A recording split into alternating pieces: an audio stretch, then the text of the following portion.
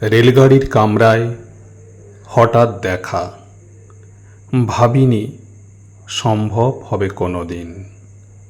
আগে ওকে বারবার দেখেছি লাল রঙের শাড়িতে ডালিম ফুলের মতো রাঙা। আজ পরেছে কালো রেশমের কাপড়, আঁচল তুলেছে মাথায়, দোলন চাপার মতো চিকন গৌর মুখখানি ঘিরে। মনে হলো কালো রঙে একটা গভীর দূরত্ব ঘনিয়ে নিয়েছে নিজের চারিদিকে, যে দূরত্ব সর্ষে ক্ষেতের শেষ সীমানায় শালবনের নীলাঞ্জনে। থমকে গেল আমার সমস্ত মনটা। চেনা লোককে দেখলেম অচেনার গাম্ভীর্যে। হঠাৎ খবরের কাগজ ফেলে দিয়ে আমাকে করলে নমস্কার। সমাজবিধির পদ গেল খুলে, আলাপ করলেম শুরু, কেমন আছো, কেমন চলছে সংসার ইত্যাদি। সে রইল জানলার বাইরের দিকে চেয়ে, যেন কাছের দিনের ছোঁয়াচ পার হওয়া চাহনিতে।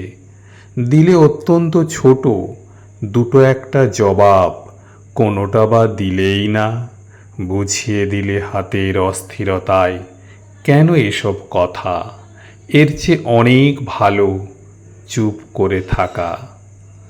আমি ছিলাম অন্য বেঞ্চিতে ওর সাথীদের সঙ্গে। এক সময়ে আঙুল নেড়ে জানালে কাছে আসতে। মনে হলো কম সাহস নয়।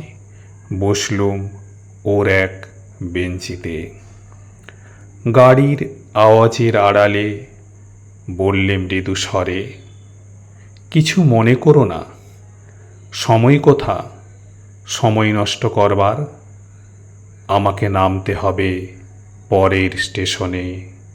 দূরে যাবে তুমি, দেখা হবে না আর কোনো দিনই। তাই যে প্রশ্নটার জবাব এত কাল থেমে আছে, শুনব তোমার মুখে।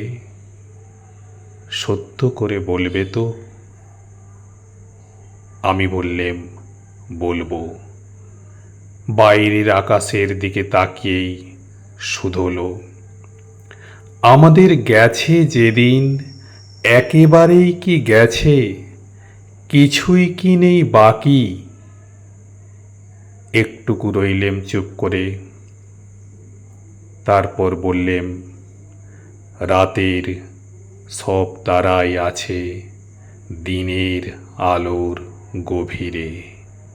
খটকা লাগলো, কি জানি বানিয়ে বললেম নাকি। ও বললে, যাক এখন যাও ওদিকে। সবাই নেমে গেল পরের স্টেশনে, আমি চললেম একা।